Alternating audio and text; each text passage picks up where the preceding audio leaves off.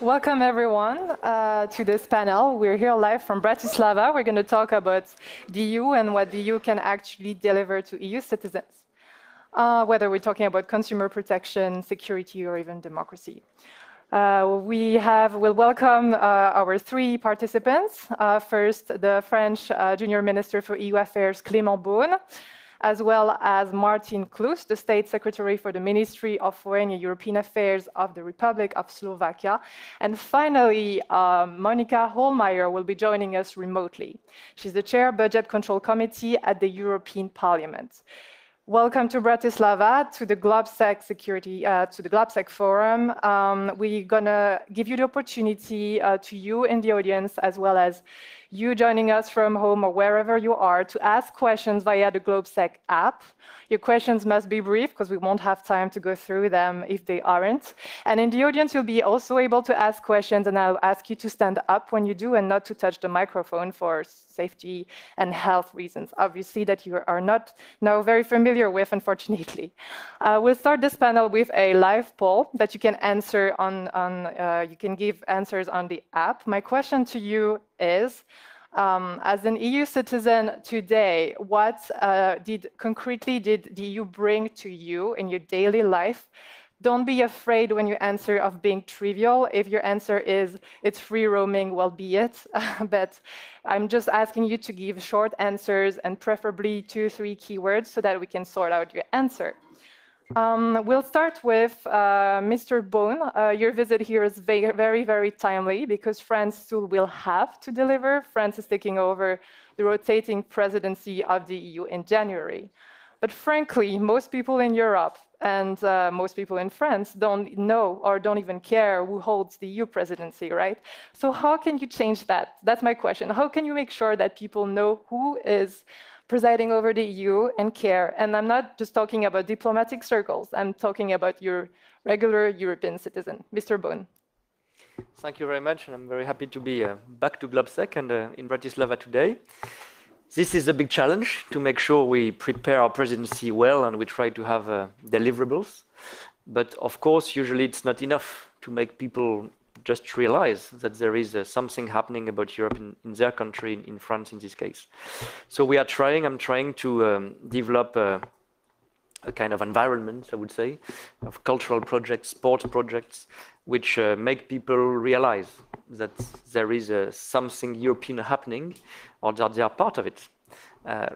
We are trying to identify, for instance, all events before the presidency, even before the presidency, we have culture days in September in which all monuments are public. We want to make them Europeanized in a way so that people know when they go to the Élysée Palace or to the Versailles Castle that there was something about Europe, bad or positive, which happened in the past here, and that they have a European background. I think the most difficult thing is to make people understand that Europe is not about directives, regulations, summits. Of course, we need that. We are working on it, and it's necessary to deliver reforms. But there is a European culture, there is a European sports community. We are going through the Euro Championship at the moment. There is Eurovision. Usually people think it's anecdotes. I do think it's very important to use this backbone of popular cultural sports events to make sure that people understand they are part of something. So we will try to make as many events as we can, not just for the sake of organizing nice things, and post-COVID we need them more than ever, but also to develop this sense of belonging. If I just can conclude on this, we have defined so far 3 keywords for the presidency, which are relance, puissance, appartenance in French, so recovery. We will need this recovery still to be implemented, and our recovery plan in particular. Power, because we have a big sovereignty agenda, we may revert to that, as you know, but also belonging, appartenance, because I think that developing through mobility, through culture, through education and concrete initiatives, France in Europe, but Europe in France, even more important, we need to insist on this to make these 6 months very useful and as fruitful as possible also for the French public to make this awareness higher. So it's mostly about communications then? No, I don't. I mean, for communication, I don't think is a dirty word. It's important to explain what is happening and to make these 6 months a moment of communication, of public communication, events, gatherings. But it's also explaining what we have achieved over the 4 years, because as you know, President Macron and the French government have insisted, probably more than any French government before, on the importance of belonging to Europe, the ability we have to push what we think are important reforms in Europe, to develop bilateral relations and a network in Europe. This is also why I'm coming for the first time to Slovakia, for instance, and I will come back, dear Martin. But it's also about this European reflex, I can say, this European feeling, this European sense of belonging that we need so much. Of course, we all know about Erasmus, but it's 5% of students of one generation. I want this type of, I would like that each young European or less young European have the memory of one European experience, whether it's just a striking movie, a trip, a university exchange, an internship somewhere, a discussion in another language with a European colleague, whatever. But if you have this European experience, you are a European for good. Right. Can I kindly ask our backstage office to display maybe the first answers of the poll so that we see what the EU has brought to the citizens who are voting or using the app right now. So I see freedom of travel, free movement, that's the big one, the euro. Interesting. We were just discussing the fact that some people don't find the euro being an advantage. Human rights, safety standards, trade, consumer protection, traveling, peace and security, peace, etc. Interesting. So all these advantages are clear and clearly benefit EU citizens, and yet anti-EU parties are on the rise in Europe. They're knocking at the door in many countries. Slovakia might somehow be an exception with rising support for EU membership. I think a recent poll showed that 80% of people in Slovakia are in favor of EU membership, which is very high. And yet the government grabbed the headlines earlier this year for ordering Sputnik vaccines from Russia, which is a key success of Russia's vaccine diplomacy. Just at the time when the EU was having a slow start with vaccine deliveries. So Mr. Kloos, my question is for you. All in all, how do you see the COVID strategy, the COVID crisis, and EU strategy to tackle this crisis affecting the opinion your citizens have on the European Union? Thank you, and good morning to everybody. I'm very happy to have you in Bratislava. As far as I can see, we are looking like a twins with Clément today. That's fantastic. And first of all, strategic communication, I believe it's very important for all of us if it comes to the European Union. That's why I really appreciate what Clément said about his idea of a French presidency. We need to speak up to our citizens. That's why we start also a conference of the future of Europe. And I believe it's very important too for us politicians, but not only, also for business, also for academic environment, for everybody to speak about what the European Union concretely delivers to our citizens, because we are forgetting that very often. You mentioned vaccine diplomacy, but let's not forget March 2020 when we spoke about the mask diplomacy. It was about the Chinese in that time. Now it's about the Russians if it comes to the vaccine diplomacy. Unfortunately, this country is heavily affected by propaganda, hoaxes, and that's why I really appreciate also the effort of the European Commission and European Parliament to discuss what should be the social responsibility of the social networks, for instance, because it's heavily interconnected, especially in small countries like Slovakia. So if we want to keep the track of a positive mood if it comes to the European Union, we need to work hard on that, and we need to bring very concrete deliveries for our citizens. And when I saw the poll, we can clearly see that people appreciating especially free movement. And what we can't repeat, never ever, is to have a situation like during the first wave of pandemia, that we locked down our countries, even if it comes to the movement of the people. We slow down, at least slow down, almost locked one of the main freedoms of the European Union, which is freedom of movement. And I get thousands of emails from our citizens who are all around the European Union. This is the European Union you promised us. So please don't repeat it anymore, and try to find altogether the way out from pandemic, a different way than the locking of the borders, because that will be very critical. Also in 2022, during the French presidential election, German parliamentary election in autumn time, I believe people understand what's going on in this case, and we need to find European solutions for that. So you think after these lockdowns, after a slow start with the vaccines, it's going a bit better, but a slow start nevertheless, especially compared to the UK, do you think people will come out of this crisis more involved or more pro-EU or less keen to be EU members? That's up to us. I believe if we are using strategic communication, we are trying our best in Slovakia. And not only, I can say many positive words, for instance, about the Portuguese presidency nowadays. Then people understand how important are these so-called European solutions. Also, if it comes to strategic autonomy, for instance, which we will speak about later. Also, if it comes to joint procurement of vaccines, for instance, which was very, very important for this country. Except of this short story with Sputnik vaccine. And I believe what is most important now is to introduce European COVID certificates with no delay anymore, and which will be technically prepared well, because that will allow our citizens to travel more freely.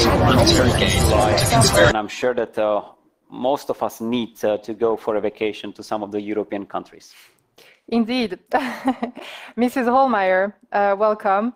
One important point for EU citizens, I think, is that the European Union did manage to find an agreement to spend billions on recovery from the COVID crisis.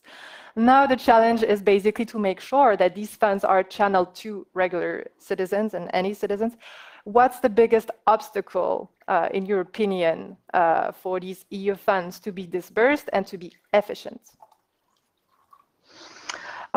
So firstly, perhaps reactions on my two co-speakers said. I think if the EU has or receives the tools of the member states, then EU effective.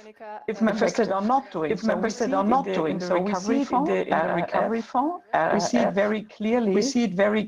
That we can be successful.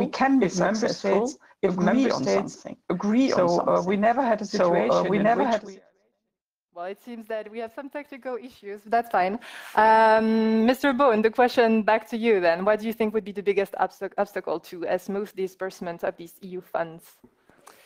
Well, I don't know if it's a big obstacle. We had some obstacles to get where we are, which is now the moment when you can disburse the funds. And you can see it in two ways. You can say, in comparison with what we were able to do sometimes at the national level, when the emergency measures had everywhere in the EU to be put in place, that it was long and slow, because we had a political agreement in European Council last summer in July, and it's just starting now. As I tend to say, it was not a bureaucratic time, it was a democratic time that we used. And it's true, because we needed an agreement between the Council and our European Parliament that all Europeans elect. And then there needed a ratification by all national parliaments. I mean, if we want to do differently, we have to say it, but can we say at the same time that Europe is too slow and that we want democratic checks at the national level? If we need that, and I think we need that, it takes a bit of time. That's the way it is. Overall, it was quite quick, and it's starting now after a few months of this process. And if we want to make it a success, to be frank, I think a country like France has a big responsibility, because, as you know, we pushed very strongly for it at a moment when it was so difficult. We worked together on it, but it was extremely difficult to even mention the idea in March 2020, April 2020. A month afterwards, there was a French-German agreement. 2 months after that, there was a unanimous agreement in European Council. Now, if we want to make sure that this is a big opportunity and not a just a nice surprise that came out of a long night in Brussels. We have to make sure that it goes to the right sectors, green transition, digital transformation, that it's spent quickly, that it's spent wisely on key investments and not on less useful projects and so on. So I think this idea that we are discussing our national plans at the European level, which was sometimes criticized in France because it's, you know, European checking what is being done with the money. Of course, we are borrowing together. It's normal that we have everyone a say on what the others are doing, and France the same. It goes both ways. It's perfectly rational, perfectly normal, and perfectly sound. But now it's good that through this discussion, we have a coordination of the big issues. And I think what maybe we should do better in the coming months is to have common projects. When we want to invest in hydrogen, when we want to invest in more medical research innovation, when we want to invest in batteries, all we need for the decade to come for Europe to be at the technological frontier, we need to coordinate and to have common projects. We are starting this with Germany, but I think maybe if we want to make this plan successful, we need more of these common projects at the European level between EU countries. You said overall we were quite quick in sorting this out and finding an agreement. Mr. Kloos, do you agree? Because these projects, you know, the hydrogen project is starting to get in shape, but for example, a project on health are taking a bit of time at EU level, especially if you compare it to what the US can achieve. Do you think it's fast enough? Well, of course, could be faster, but let's take a look on acquis communautaire, which is not allowing us to move some of the competencies from the national states without changing of the treaties. And that was one of the very clear answers when people start to blame on European Union in spring 2020 that why they didn't act quickly enough, the same like Russians or Chinese. And the answer was very clear that, well, they can't because it's our responsibility. It's a responsibility of national states. So let's discuss also this option during the conference of the future of Europe.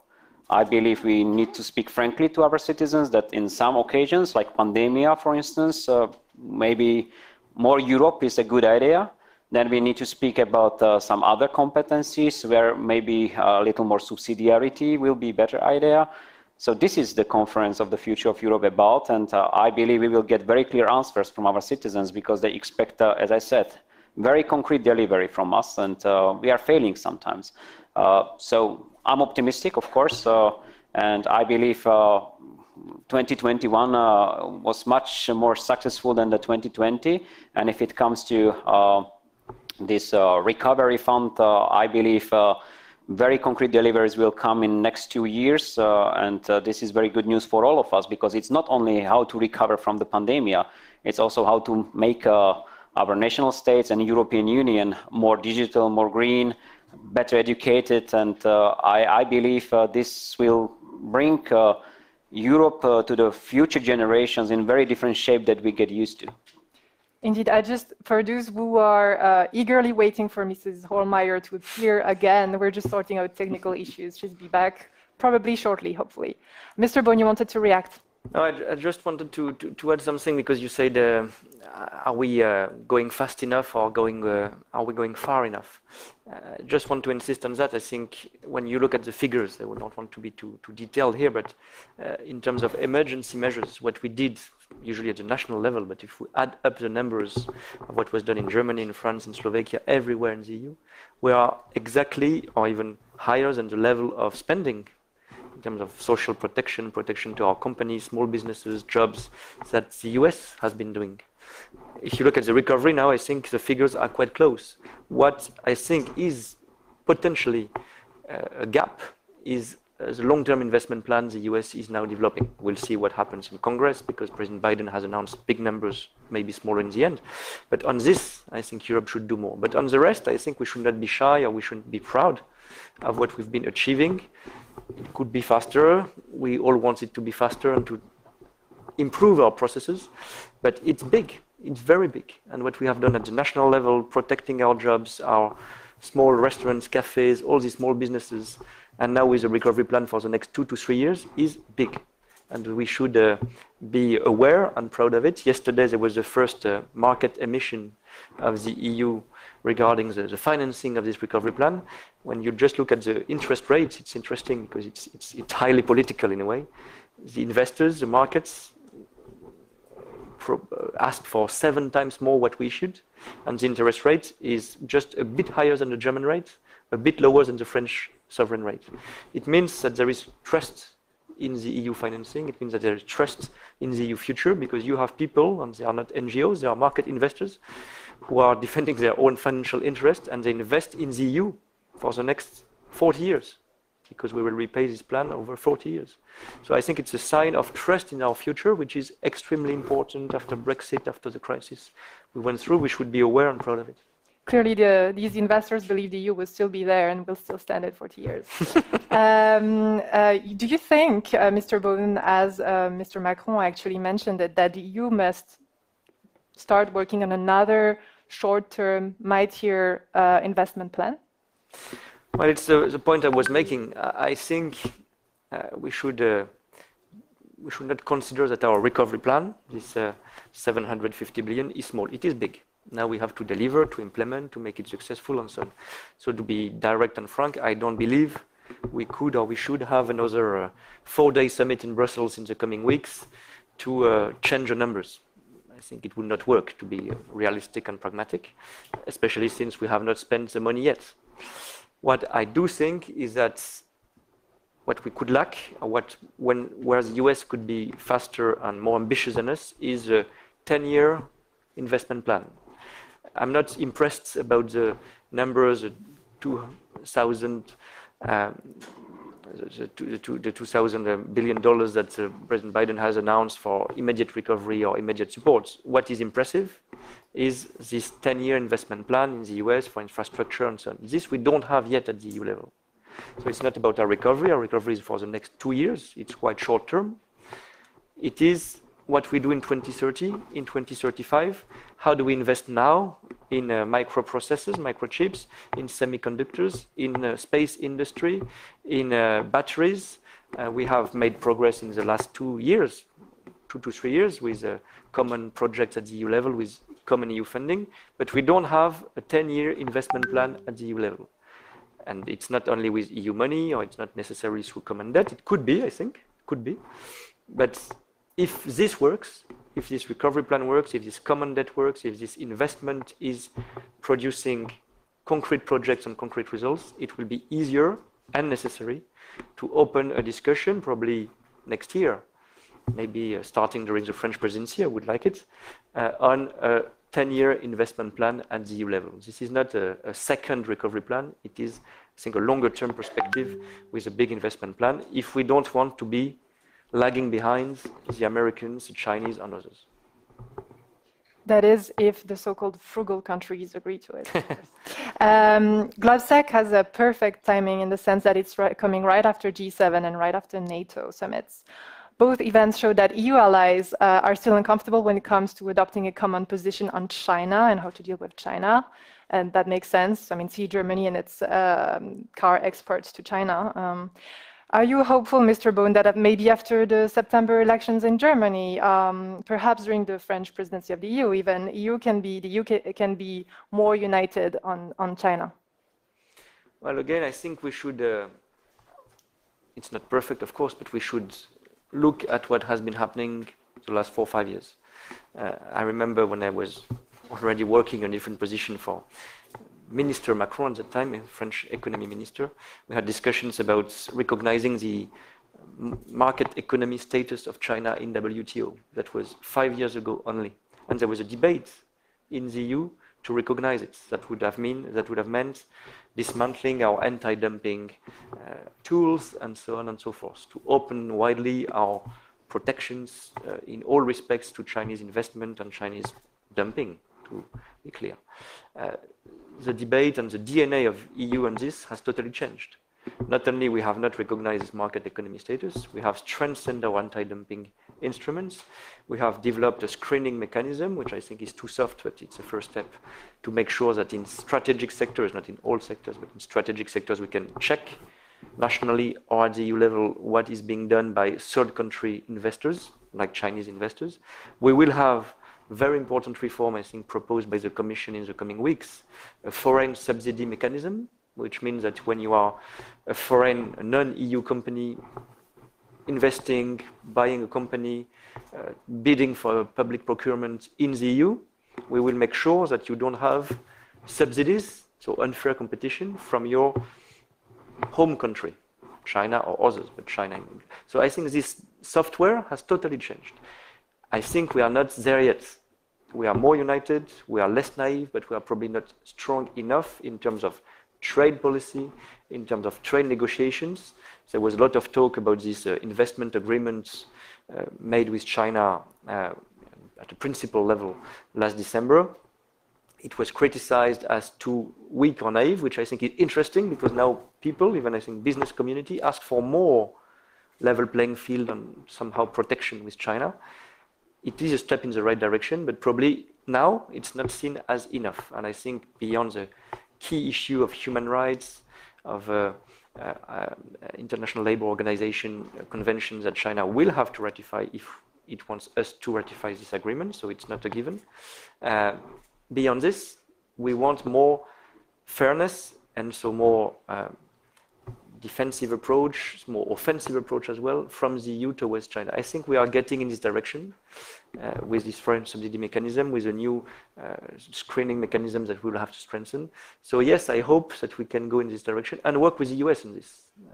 Just to be clear on that, I don't think that we are in a position of equidistance between, as EU, between the US and China. We want to cooperate with China on a lot of topics, including trade, but also climate and so on. We have our own EU position, which is not necessarily the American position, but our key partner, of course, for security, strategic approach, but also for trade and for multilateralism is the US, and we could work on this. Right.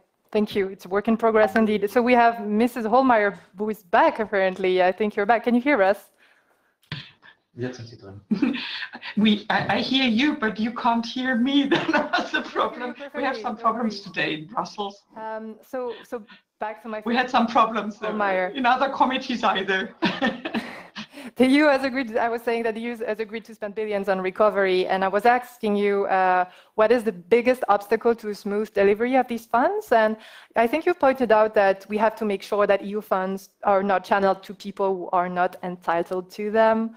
That has happened in the past. Is that a serious risk? And how does the EU work to prevent that kind of things? I'm thinking corruption, for example. I think the most important issue in RRF first is that we are really using the 750 billion for innovation, for research, for recovery, and that it is really delivered to those who need it or to those who are really delivering in the area of research and innovation. So corruption is an issue, but it is not the first issue on RRF. Yes, it is an issue for our committee, and it's an important issue to really avoid any kind of corruption. And there we have to do more. We need more transparency. We need, at the end, if we are discussing digitalization, it's really very interesting that we have no cross-border digitalization to trace back European money, because till now the member states don't agree with this. I think we should do it, and I think that it would be of a cross-border positive action to have a digitalized system to trace back. As we are just discussing other issues in digitalization, 20% of the amount of RRF are for digitalization, so for innovation, not only for control, but for real innovation in the digital area. And if we want to be successful in the Green Deal and at the same time recovering, then we need a lot of innovation and really a European initiative in the innovation area. Therefore, I really would appreciate it very much if member states would agree on more financial means in the area of research. You had talked about, for example, the COVID-19 crisis. We would not have a mRNA technology if Europe wouldn't have invested in this kind of technology. It's a European technology. So it's very interesting that now China, Russia, and explicitly the United States are asking for giving them the patents. I think if they would be American patents and not European ones, they would ask to open up. I think we really have to act together. Europe can deliver if member states agree on it. And if member states are not, for example, in this vaccination area, we saw, for example, to give European Union a responsibility, but not the tools. So if member states did not order vaccines, for example, then at the end, European Union was responsible that the vaccines were not there. So it is always mostly, it is a problem if the 27, and Mr. Bohn is right when he's saying we need to be more united in areas where we have to be united. And where I heard Mr. Kloos, I'm very happy about it, that he talked that there shouldn't be this reflex on if we have a problem, then the first thing what we do is closing the borders. Not talking to each other, not finding strategic ways how to solve problems at the borders, because I live nearby a border. So to be frank, for us, it was a huge problem that suddenly borders were closed to Czechia. And for all our workers, for the smaller companies, cross-border working every day, it was really a problem.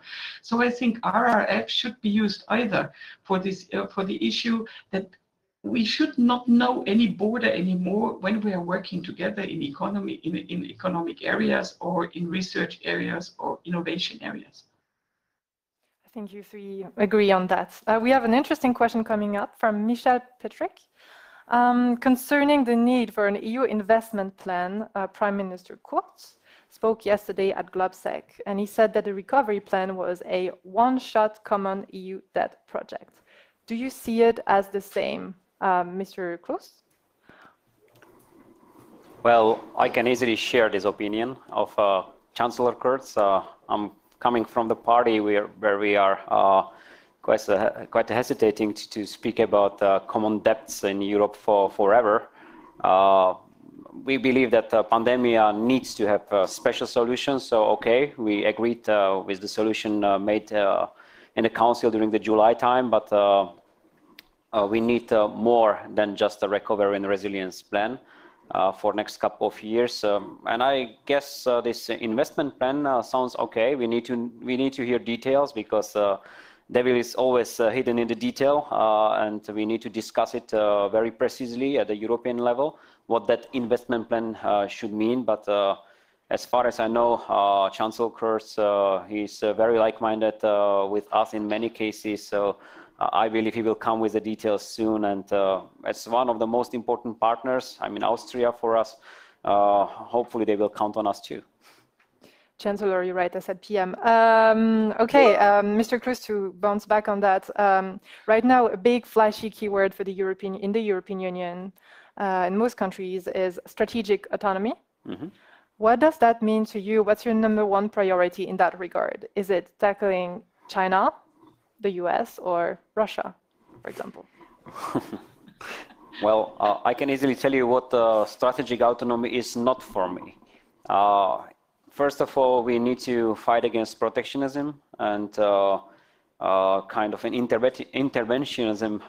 We had possibility to deal with the last couple of years from one of our very important partners. And I believe we need to use single market much more to be more strategic autonomy, to have more strategic autonomy and to be more strategic autonomous within the Europe. And I also believe that we need to have more resilience in Europe. So why not to speak about it? It's a good idea, especially after the experience of March 2020, mask diplomacy, now vaccine diplomacy, and many other diplomacies all around the world. But let's speak very correctly that first of all, we need to have a free market within the European Union and also global free markets. So in this case, I'm the one who is very heavily supporting common voice of European countries against China. And for this country, it's even more important to speak with a common voice if it comes to the Russia, but much more in security issues than the economic one.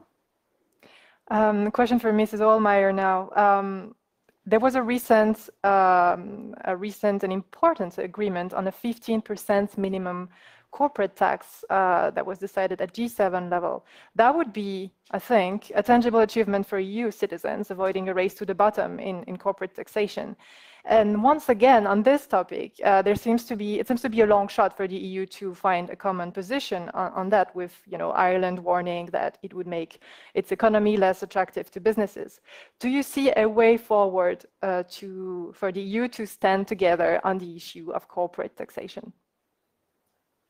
I think it's absolutely necessary, because a fair taxation is a necessary tool. So if companies are only looking where they have zero taxation and a maximum of profit, but no social security, no fair rules between the companies.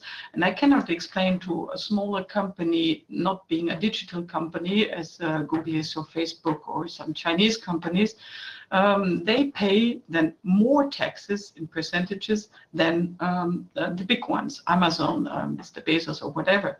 So I'm absolutely friendly-minded to big companies. That's not my problem. But a fair taxation is a necessary tool. And explicitly for Europe, we need more own resources. Debts are not a solution.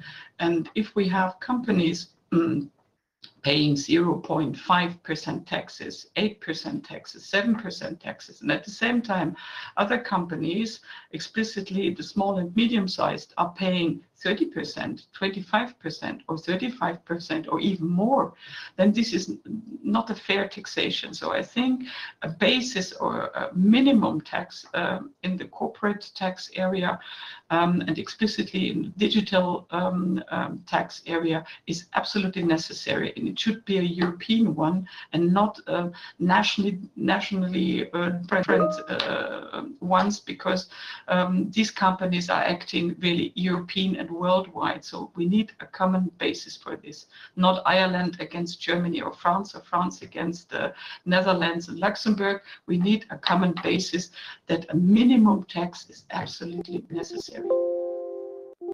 Mr. Boone, you know Ireland very well. I think you studied there. Do you think there's a way to find a common stance on this minimum corporate tax level? I hope so. I hope so. Yes, no, I'm optimistic we can find a unanimous agreement, because we need it. The first thing is I regret we are blocked or slowed down by unanimity in this area. There are now two areas basically in the EU decision making which are by unanimity votes: tax issues and foreign policy. I think on both sides we will need to unlock this. But regarding Ireland, we will have tough discussions. Obviously, what is the issue? I think we should always try to understand. It's not about teaching a lesson to anyone. Why does Ireland have this position? Because they have had, and it's true, difficulties because of their geography, because of a smaller market and so on, to get full access to the single market 2 or 3 decades ago. And they developed a model which was based on this competitiveness, what we would call now tax dumping, but which was a competitive advantage they probably needed. I think now also through European solidarity, through what we displayed in the Brexit negotiation, what we have concretely shown with European funds, Ireland has developed to a very impressive level. It's a success story in Europe. Not the only one, but a very impressive success story. And I think, and I have the feeling Ireland knows it, they will have to move, probably not overnight, but to another economic model, which would include to be more convergent regarding taxes, to accept evolutions. I know it's difficult. It's more difficult to accept such a move than it is for France and for other countries. It is. But we will need that. And I don't want to threaten or to have a kind of a conflict on this. But we will need Ireland to move. And I think we have to explain why, we have to convince, we have to say it vocally. We cannot, as EU, because in the end it will be the EU, fail now that there is an international consensus, I hope, or at least an American move. We cannot fail as EU on this reform. It's not, I think, conceivable. It will not be understood. I think starting with our citizens all across the EU, even in Ireland, I think. We have been, as Europeans, leading this debate. We should not forget about it. We have been leading this debate when the US was blocking it for 4 years. Now, that's good. The US is moving. It is the US moving to the European consensus or European overall position. We cannot waste or spoil this moment. We have a window of opportunity which is probably unique, extremely positive, very highly expected, I think, by citizens. We cannot miss it. We only have a couple of minutes left, so I'll take some questions from first from the app and then perhaps from the audience if anyone has questions. A question from Ayman Mahana. I hope I'm not mispronouncing the name.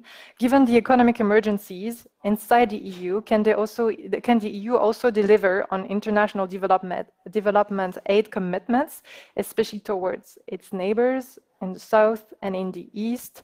And I want to add, I guess, that at the G7 summit where I was a couple of days ago, there was a big promise on vaccine donations from European countries as well, but it was not as high as expected initially.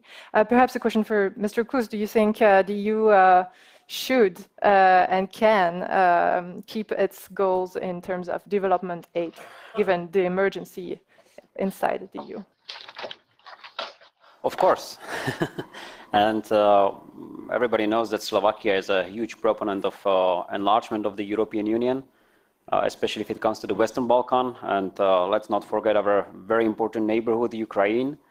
And we understand that for some countries like France, for instance, also Africa and Mid East is very important too. Let's discuss this topic also if we will broaden it to the topic of migration, for instance, which is also quite sensitive in the European Union. So we are ready for such a discussion. It's very, very important for us. And I'm very grateful, especially, for instance, to the Portuguese presidency now that they dealt with this topic very openly. And finally, we are having GAC format meeting next Tuesday, where we will open next chapters with Montenegro and Serbia to discuss. And I hope, and I really hope that we'll move forward also with North Macedonia and Albania. This is very important for this country. It's a top priority of our foreign policy. And we are also somehow active also in some other countries, which are very important, as I already mentioned, for the other European countries. We are having our forces in Mali, for instance.